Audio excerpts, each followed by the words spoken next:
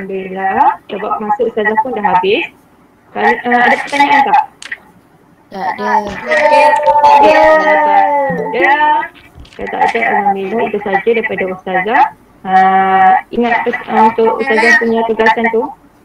Ya. Apa Ustazah? Tugasan, study dulu.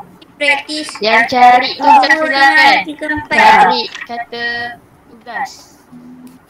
Cari kata tugas. Ustazah, Ya? praktis 2, 3, 4 ni tak payah buat lagi tu. Esok. Esok Esok tak ada Ustazah? tak ada. Hari Khamis baru ada. Okey, hari Khamis. Okey. Ustazah yang kerja tu, Ustazah nak Jumaat ke Khamis? Kata tugas tu hari Jumaat kita akan sentuh. Awak study dulu. Okey. Kata tugas tau. Okey, ada pertanyaan lagi? Ustazah besok ada lah kelas dengan Ustazah. Esok ada. Yang Khamis tak ada kan? Okey, esok kita pergi praktis 2 dan 3. Okey, Ustaz awak dah masuk. Jadi Ustazah habiskan kelas dekat sini dulu. Jadi kalau ada apa-apa pertanyaan boleh hubungi Ustazah. Itu saja daripada Ustazah. Assalamualaikum.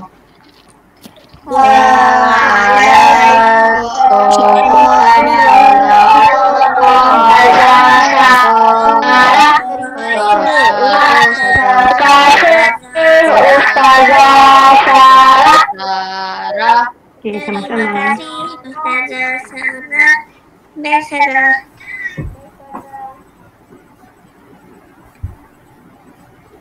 Assalamualaikum warahmatullahi wabarakatuh. Waalaikumsalam warahmatullahi wabarakatuh. Ustaz, izinkan saya ambil barang kejap boleh? Boleh. Jiran lagi. Boleh. Mulakan kelas kita dengan umur kitab Al-Fatihah. A'udzubillahi minasyaitonirrajim. Bismillahirrahmanirrahim. Alhamdulillahi rabbil alamin. Ar-Rahmanir Rahim. Maliki yaumiddin. Iyyaka na'budu wa iyyaka nasta'in. Ihdinas siratal mustaqim. Siratal ladzina an'amta 'alaihim. Ghairil maghdubi 'alaihim waladdallin. Amin. Okey, apa khabar semua sihat? Alhamdulillah. Alhamdulillah. Okey. Ada siapa yang tak hadir? Ada. Fazwan, Isa. Orang yang Isa, 2 orang ya. Isa, Fazwan. Alright. Okey. Ahmad Firdaus Isa tu apa? Siapa Ustaz? Ya? Ahmad Firdaus Isa. Ahmad Firdaus Isa. Tu Ustaz. Tu Isa. Oh tu Ustaz. Okey, keluarkan buku apa, kita masih lagi dalam tajuk mukjizat dan saya rasa kita dah habis belum? Cerita semua dah habis kan? Ada lagi yang tertinggal cerita ke?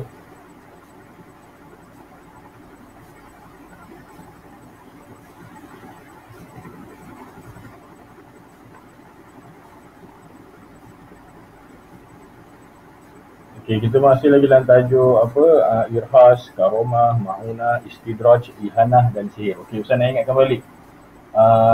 Untuk tajuk irhas, karomah, ma'unah dan istidraj, ihanah dan sihir, okey. Antara enam perkara luar biasa ni, ada 6. Karomah, irhas, karomah, ma'unah, istidraj, ihanah, sihir, ada 6. Okey, antara 6 perkara luar biasa ni, mana yang baik?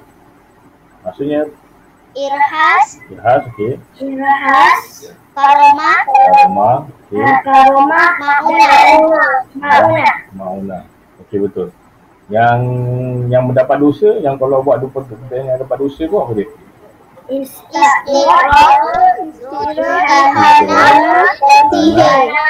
Sihir. Okey, ini perkara yang mendapat dosa. Maksudnya perkara ni berlaku atas izin Allah juga. Tapi untuk orang yang buat tu terus lupa dengan Allah, terus masuk, terus leka dengan perbuatan mereka dan akhirnya masuk dalam neraka.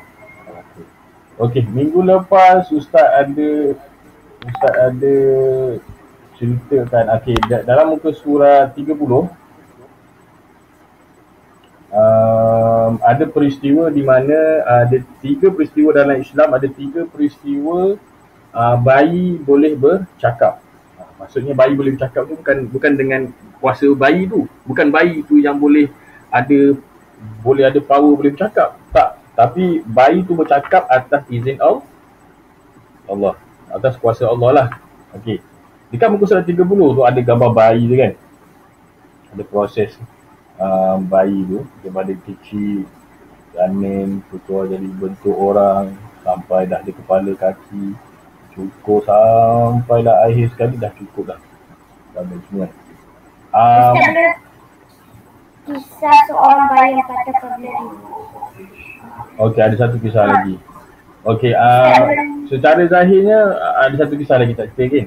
Ada secara zahirnya bayi yang masih baru lahir, bayi yang umur setahun pun boleh bercakap tak? Bayi tak boleh bercakap. So tapi dalam kisah dalam Quran ataupun dalam hadis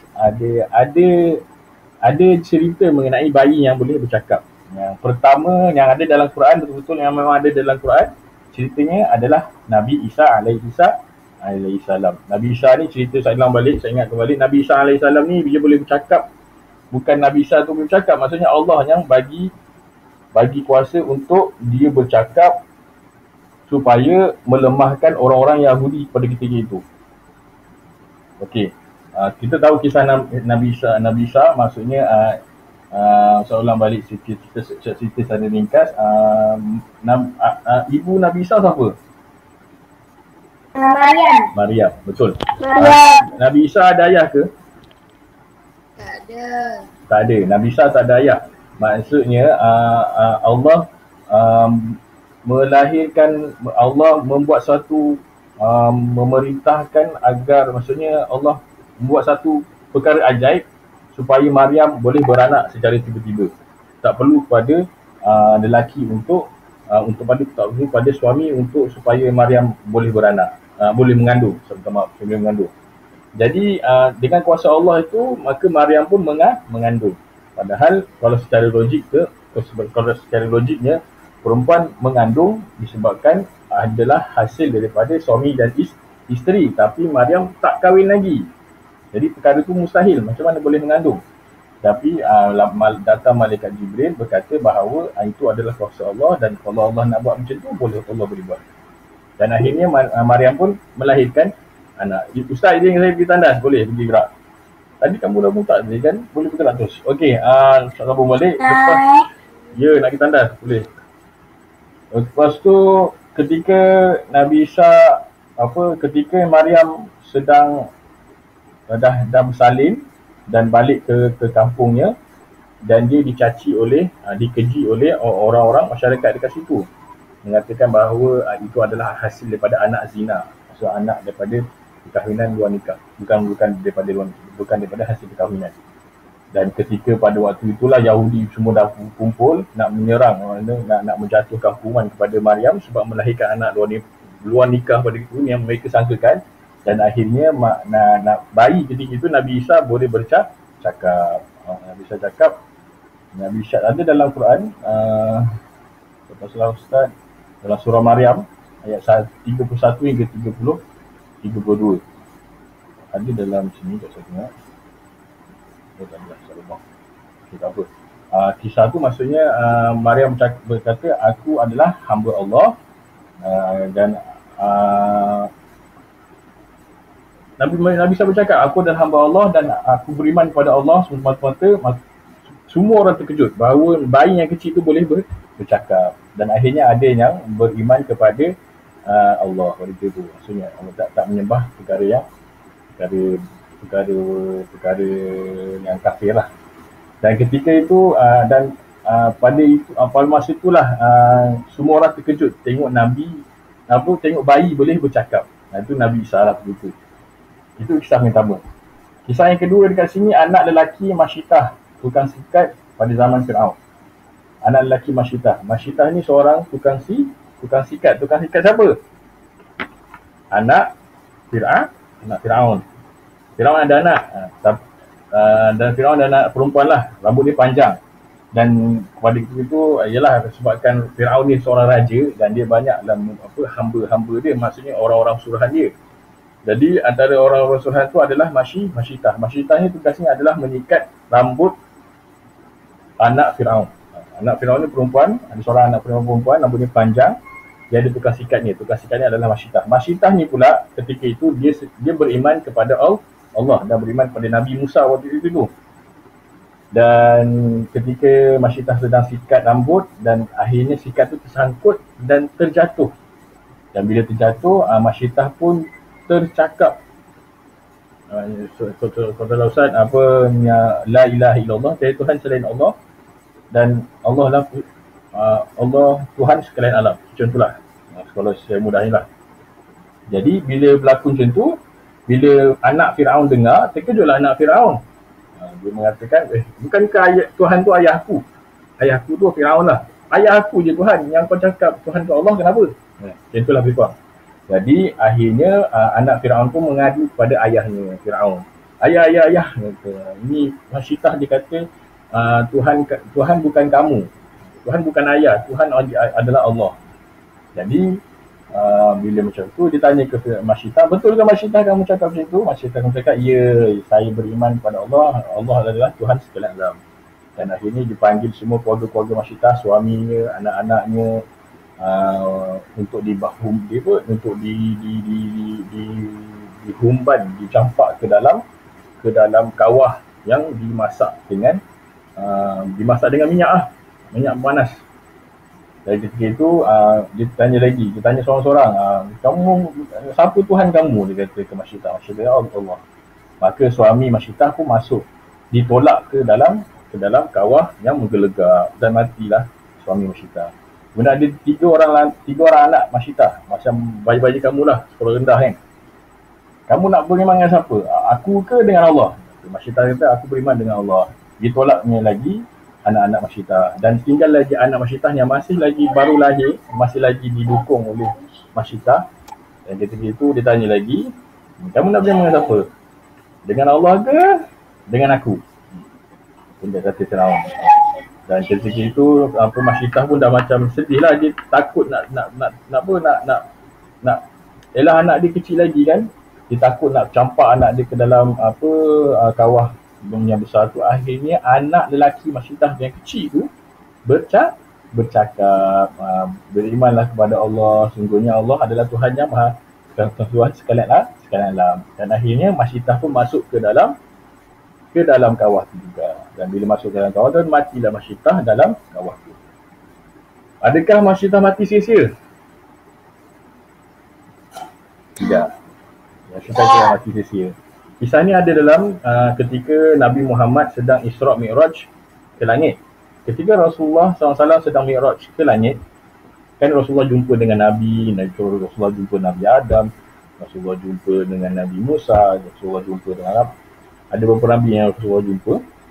Dan ketika itu Rasulullah lalu juga ke syurga dan lalu juga ke neraka. Ketika Rasulullah lalu di syurga, Rasulullah bau wangi dekat situ. Dan Rasulullah tanya Jibril, waktu itu, Jibril ni bau wangi ni dari siapa? Jibril pun cakap, bau wangi itu adalah syurga di mana adanya Masyitah. Maksudnya ada kat bahagian tu ada Masyitah. Masyitah yang dibakar hidup-hidup ketika Firaun, pada zaman Firaun tu, ditempatkan ke dalam syurga yang sangat wangi. Itulah kisah dia. Okey, dan yang ketiga, kisah seorang bayi yang berkata-kata apabila diminta oleh seorang laki-laki Bani Israel yang bernama Juraij. Okey, kisah ni ada dalam hadis Rasulullah. Rasulullah diceritakan dalam hadis. Kisahnya bermula ada seorang pada zaman Bani Israel, ada seorang lelaki yang rajin beribadat kepada Allah. Namanya Juraij. Nama lelaki itu Juraij. Dia selalu beribadat, dia rajin beribadat kepada Allah. Dia selalu beribadat dekat kawasan rumah dia lah, kawasan pondok kecil lah macam tu. Dan ketika itu Bani Israel pada kaum Bani Israel tu popular lah, terkenal lah lelaki ni selalu beribadat kepada Allah.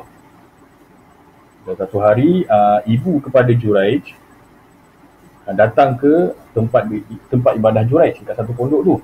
Juraij tengah solat lah. Ketika Juraij tengah solat, ibunya datang, dia kata, Assalamualaikum Juraij, ni mak kamu ni, aku datang. Jawablah. Tapi Juraij tak jawab. Juraij teruskan beribadat kepada Allah. Dia tak jawab. Dia terus je ibadat. Mak dia pun balik. Esoknya mak dia datang lagi. Mak Juraij datang. Juraij, mak ni datang lah ke mak. Mak datang ni. Tengoklah mak ni datang ni. Tapi Juraij tak melayan maknya. Dia teruskan beribadat kepada Allah. Dia terus solat. Hari yang ketiga mak dia datang lagi. Juraij, mak datang ni, bukalah pintu. Mak datang ni. Tapi Juraij terus beribadat. Bukan Juraij tak dengar. Juraij dengar mak dia datang. Tapi Juraij dia macam, dia rasa serba salah.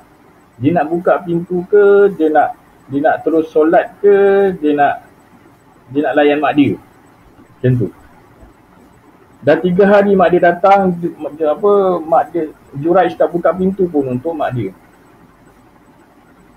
Akhirnya mak dia pun rasa, mak dia rasa apa? Mak dia rasa sedih lah. Mak dia rasa kecil hati. Kamu tahu maksud kecil hati? Kamu kena tengok peribahasa kecil hati. Mak dia rasa kecil hati. Jadi mak dia cakap apa? Mak dia cakap, aku tak benarkan Juraij mati kecuali dia berjumpa dengan seorang, adalah mak dia cakap jumpa seorang pelacur. Okey. Mak dia balik. Dan pada ketika itu memang popular lah lelaki Juraij. Juraij ni memang sangat terkenal dengan dia selalu beribadat kepada Allah, dan semua orang-orang Bani Israel semua kenal dia. Lepas tu ada seorang pelacur ni, muka cantik. Pelacur ni perempuan lah. Muka cantik, dia cakap dekat Bani Israel, dia cakap kat kaum dia kata, Juraij ni aku boleh, kau orang nak ke aku kacau Juraij? Aku boleh buat macam tu. Dia cabar lah. Dia nak kata Juraij ni iman dia tak kuat.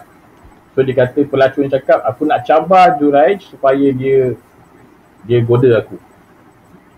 Lepas tu esoknya pelacur ni datang ke Juraij.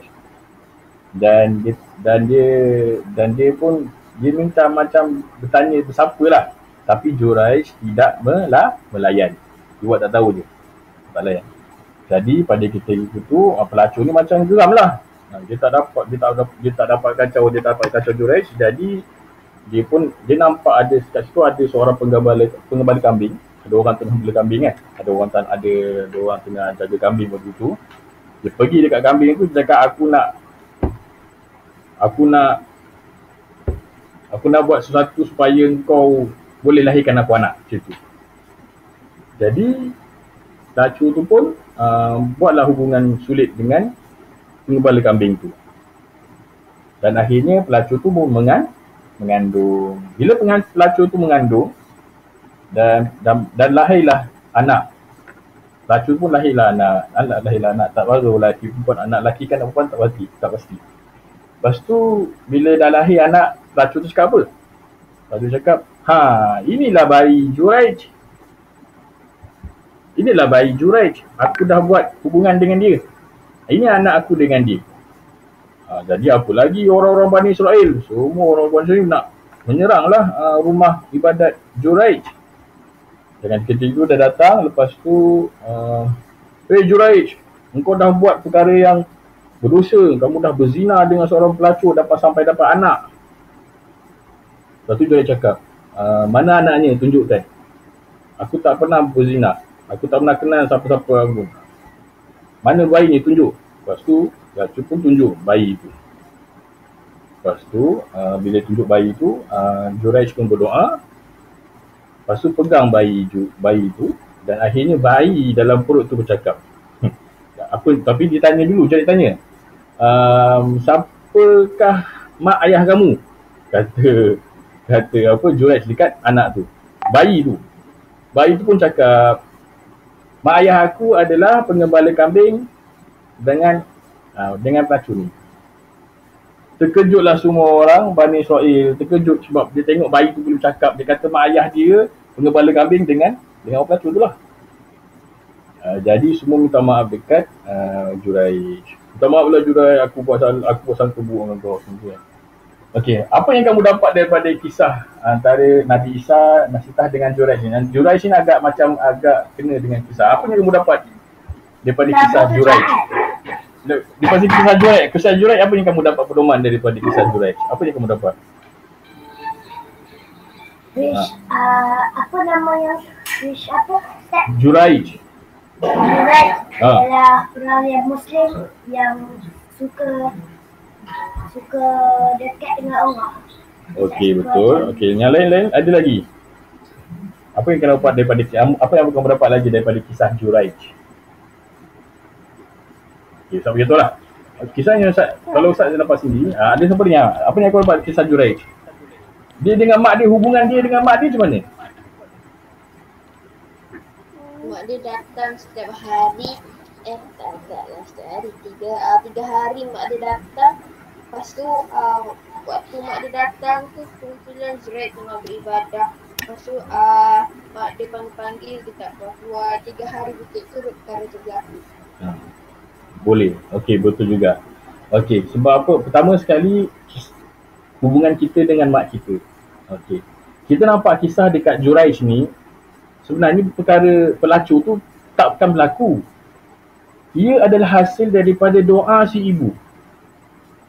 Ibu tu datang minta tolong. Maksudnya ada benda dia nak jumpa mak anak dia kan.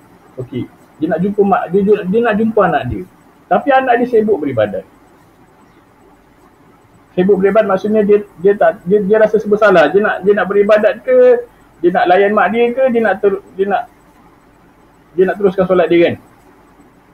Sepatutnya dalam Islam sendiri pun, dalam kisah Nabi Muhammad sendiri pun, ketika Rasulullah jadi imam dan ketika makmum ada seorang bayi, ketika Rasulullah jadi imam, Rasulullah tengah baca surah lah kan.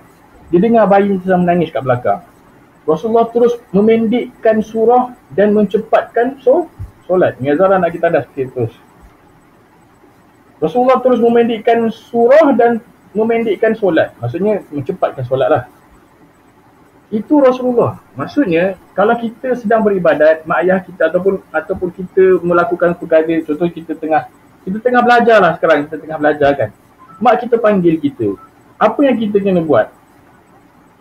Kita kena pergi ke mak kita. Mak kita panggil, contohlah Hafiz. Contohlah ada nama Hafiz ni kan. Hafiz, tolong mak, basuh pinggan contohnya kan. Kamu tengah belajar.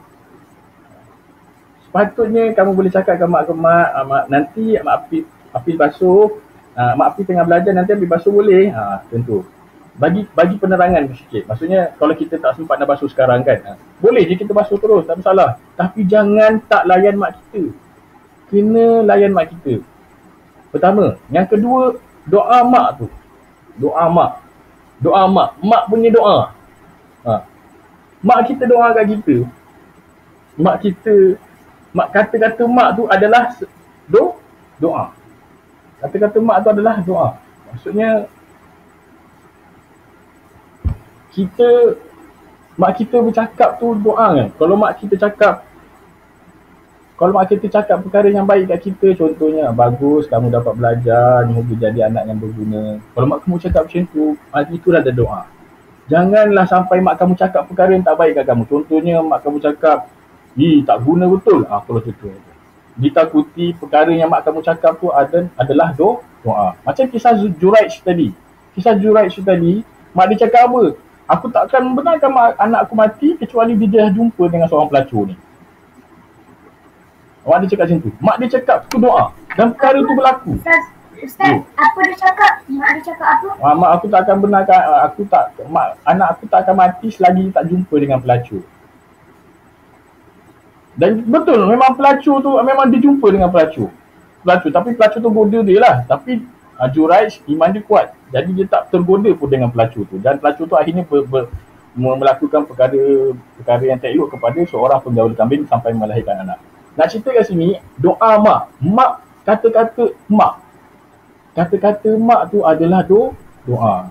Jika kamu dalam keadaan kamu rasa macam janganlah sakiti mak kamu, tu je. Kamu rasa macam mak ni kacau lah, mak ni, jangan buat macam tu. Mak kamu tu dia melahirkan kamu, sampaikan kata-kata dia adalah doa. Yang pertama.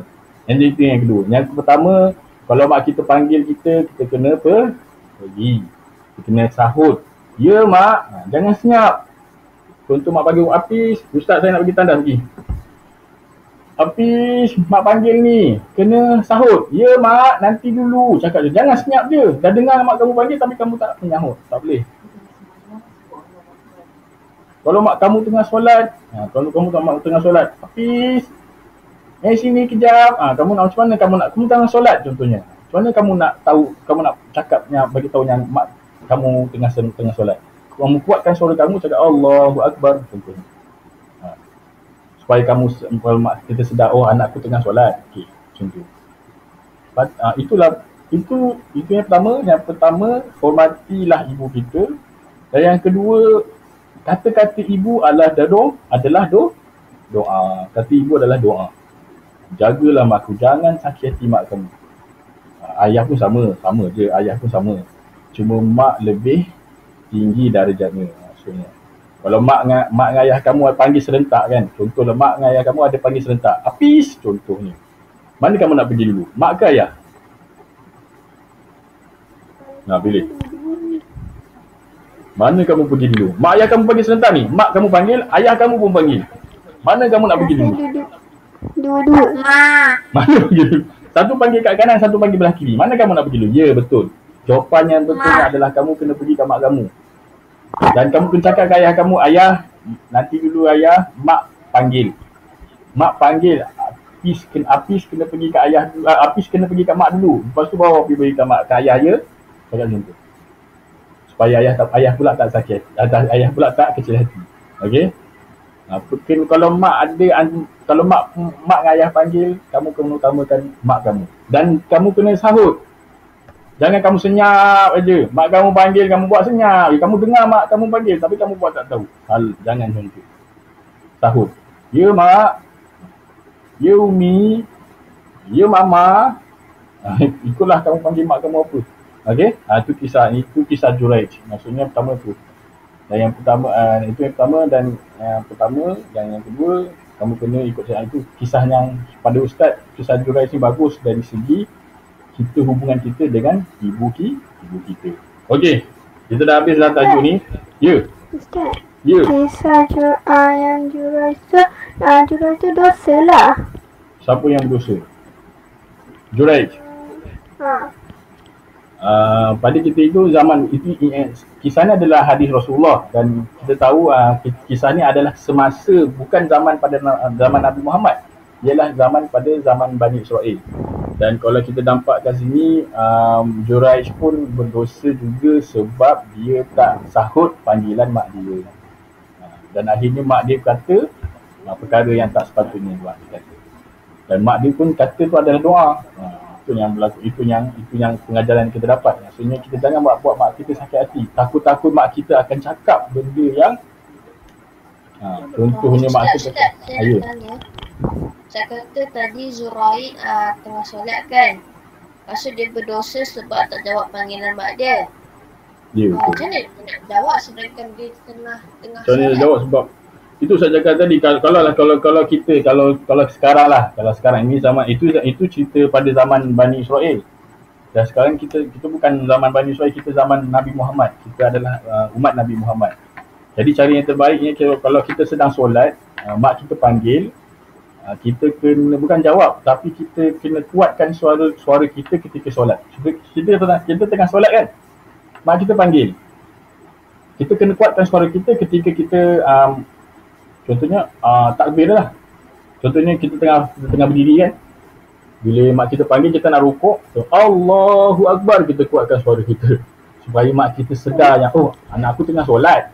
Okey. Ustaz, Ya.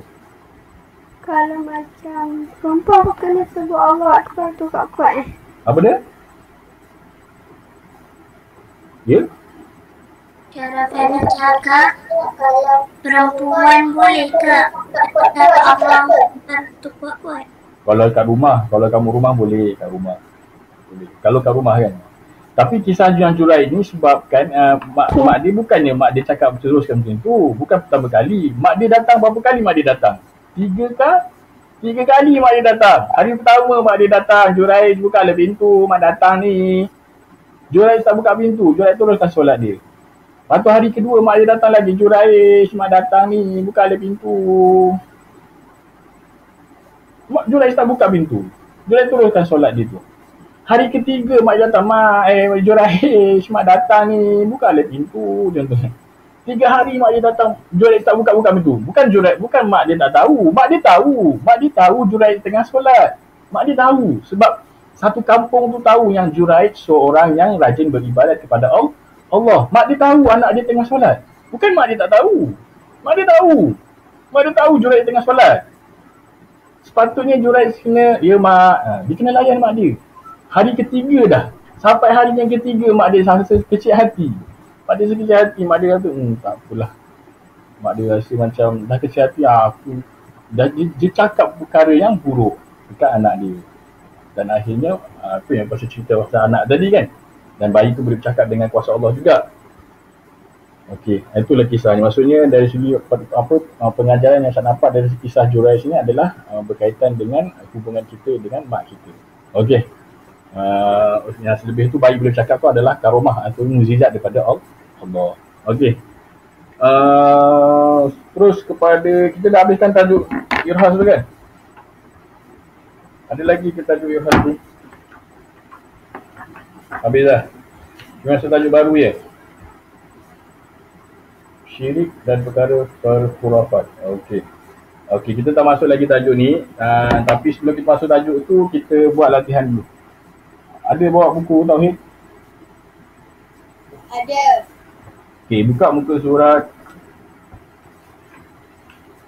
Yang baru masuk, keluarkan buku tauhid. Inovatif.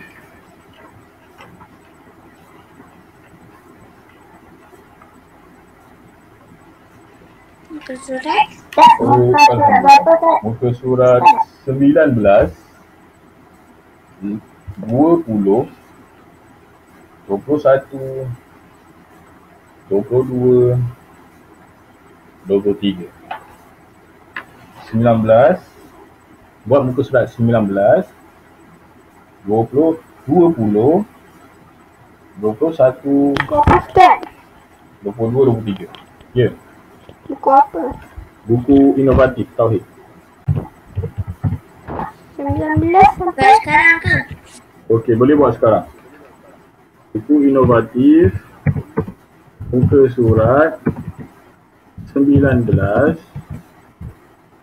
20, 21, 22, 23.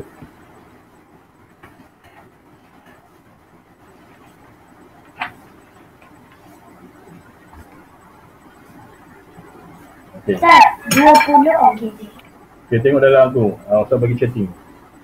Buku inovatif muka surat 19, 20, 21, 23. Boleh tengok buku teks. Okey. Boleh tengok buku teks. Rujukan kamu dekat buku surat. Kalau kamu tak tahu perkataan, boleh tanya Ustaz. Kalau kamu tak tahu perkataan Jawi ke, boleh tanya Ustaz. Okey, boleh buat sekarang.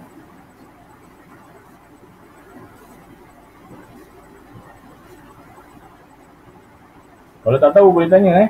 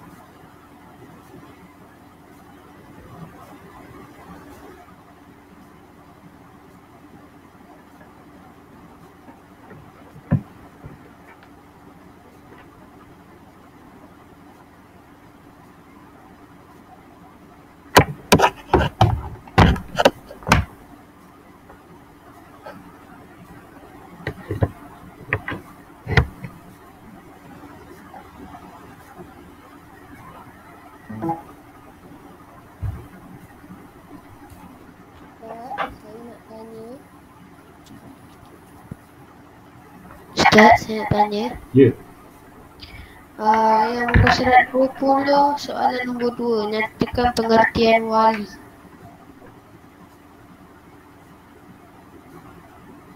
Wali.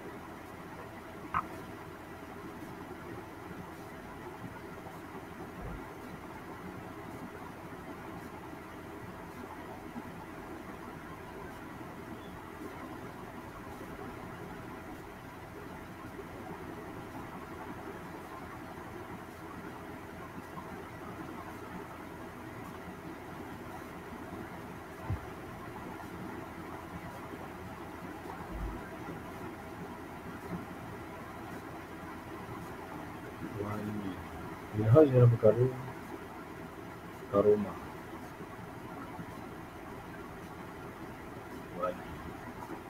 Okey, untuk soalan nyatakan pengertian wali tu nanti dulu tak. Kamu tinggalkan. Soalan muka surat 20. Muka surat 20 soalan yang kedua. Tinggalkan soalan yang kedua. Nyatakan pengertian wali. Dalam buku teks tak ada. Ustaz ada lah Ustaz. Dalam buku teks ada. Kat mana? Kiromah. Karomah. Karomah. Yang karomah ialah perkara yang luar biasa yang berlaku pada seseorang wali. Wali, karomah. Tak, karomah. Karomah ialah perkara yang luar biasa yang berlaku pada seorang wali atau hamba Allah. Karomah merupakan kurniaan Allah sebagai penghormatan kepada penerimanya. Betul. Okey, ada juga dia. Sekejap, ada orang Tulis minta. ke Ustaz? Yang 20 nombor 2 tu.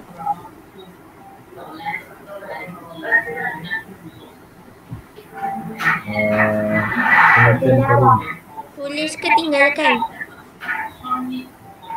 Sebab itu pengertian karomah tu. Kalau karomah boleh. Karomah ialah perkara yang biasa yang berlaku kepada seorang wali. Apakah pengertian wali? Pengertian wali macam buku yang sebelum ni. Buku yang maksudnya buku yang lepas. So tak payah tulis, tak payah. Soalan yang kedua tak payah.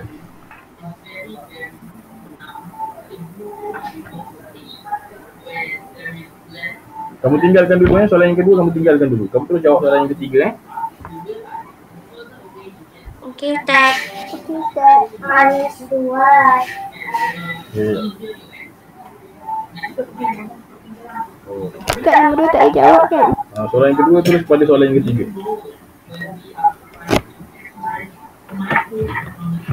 Al-Mu'min.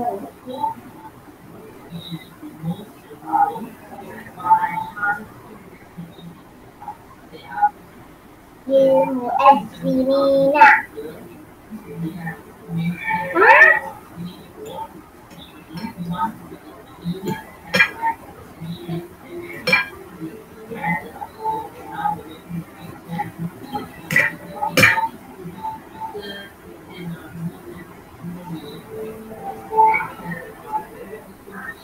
Muqtada.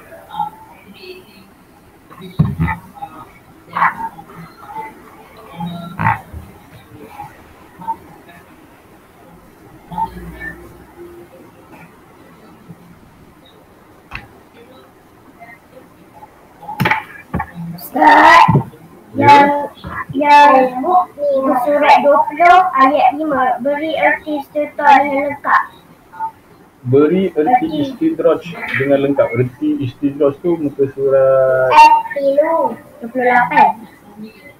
surat 28 ya betul. Tapi panjang. Panjang ayat. Ambil bahagian pendek, ambil yang di bahagian istidraj ialah kurniaan Allah yang tidak diridai Allah, yang tidak diridai Allah kepada orang yang zalim dan fasik. Itu menjadikan mereka bertambah-tambah kefasikan dan kezalimannya. Sampai kezalimannya. Itu je. Sampai zalim ke? Sampai kezalimannya. Contohnya tak payah. Okey.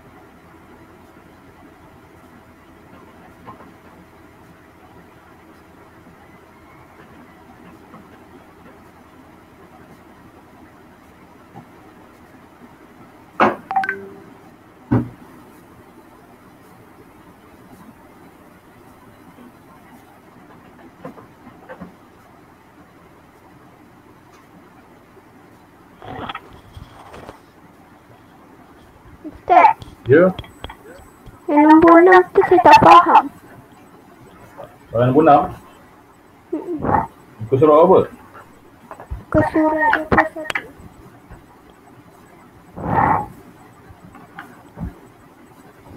Muka surat 21. 21. Mengapa, cuba bacakan soalan. Mengapa istiraj diberikan kepada orang yang zalim? Okey, istidraj ni perkara yang berdosa, perkara yang luar biasa yang berlaku pada orang yang berdosa lah, orang yang, kamu tengok dekat buku teks muka surah istidraj, ada kat situ. Istidraj. Muka surat berapa? Mengapa muka surat 28 istidraj.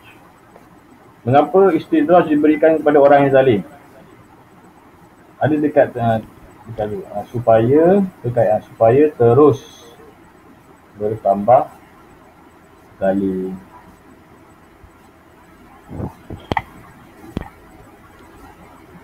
Dapat? Dapat?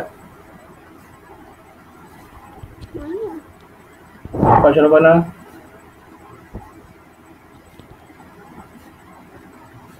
Saya tak dengar. Dapat letup. Tak jumpa lah Ustaz. Ha? Dapat? Tak. Dapat tak? Tak. Muka surat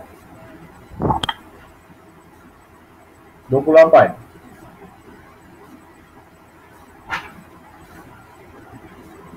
Jumpa istidraj. Jumpa. Dapat? Jumpa tak istidraj? Istidraj adalah kurniaan Allah yang tidak diredai kepada orang yang zalim dan fasik untuk menjadikan mereka bertambah-tambah kefasikan dan kezalimannya. Contohnya, seseorang yang itu menjadi kaya raya dan mempunyai kuasa tetapi telah menyalahgunakan kuasa dan kekayaan untuk terus bertambah zalim dan fasik. Maksud jawapannya, mengapa istidraj diberikan kepada orang yang zalim? Jawapannya adalah untuk terus bertambah zalim. Dapat? Untuk terus bertambah zalim. Istidraj ni perkara yang tak elok, perkara yang sama macam sihir juga, sama dengan ihanah. Ihanah tu sama, sihir pun sama. Ini perkara yang dapat dosa lah.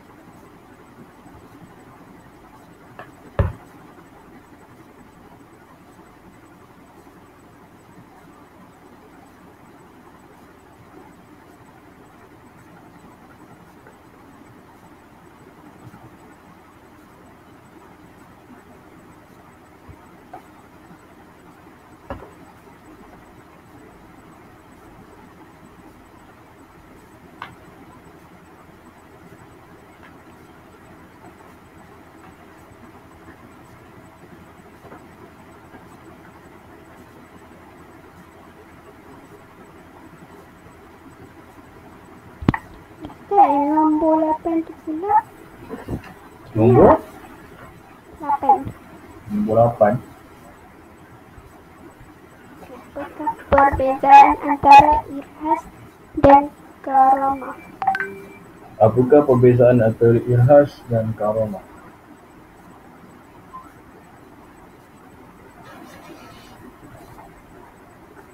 Irhas dan karamah. Perbezaan dia.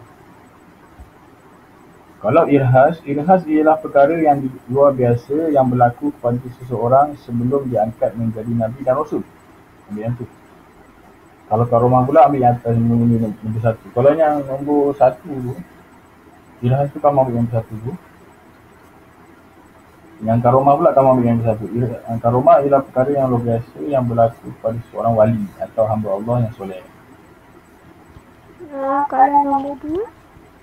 Itu beza dia. Okey. Terima kasih Ustaz. Ya? So tak dengar suara lahat. Suara tak jelas. Dengar tapi tak jelas. Terima kasih Ustaz. Ya, sama.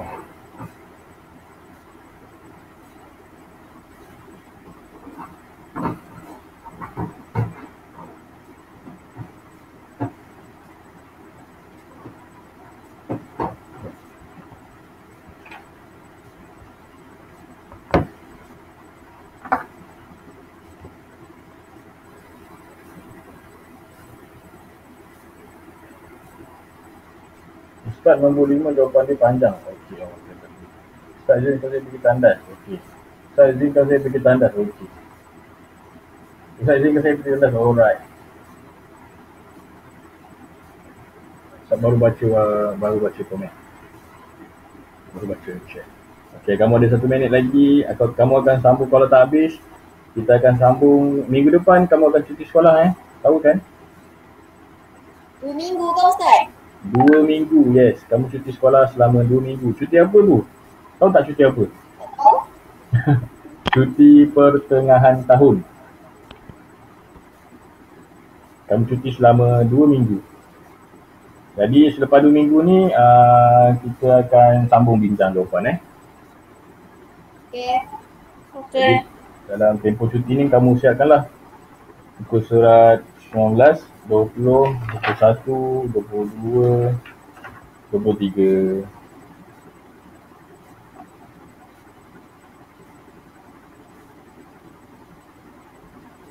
Okey, masa dah habis pukul 1, kita tutup buku, kita sambung pada lepas cuti sekolah. Okey, ini buku kerja sekolah kamu siapkan sepanjang kamu cuti sekolah selama 2 minggu. Ada banyak lagi cuti sekolah kamu, ada cuti sekolah bahasa Melayu, ada cuti sekolah apa tadi. Okey, jumpa lagi 2 minggu depan. Tapi hari Khamis ni kita ada kelas bahasa Arab kan? Okey, siapkan juga. Bahasa Arab pun siapkan latihan yang Ustaz bagi hari minggu lepas bahasa Arab Okey, kita tutup kelas kita dengan tasbih istigharah dan surah As. Bismillahirrahmanirrahim. Subhanakallahumma wa bihamdika asyhadu an la ilaha illa anta astaghfiruka wa atubu ilaik. Wal 'ashr innal insana lafi khusr illa alladhina amanu wa 'amilus solihati wa tawassaw bil haqqi wa tawassaw bis sabr. Okey, jumpa lagi hari kelas bahasa Arab nanti. Assalamualaikum. Waalaikumsalam warahmatullahi wabarakatuh. Assalamualaikum.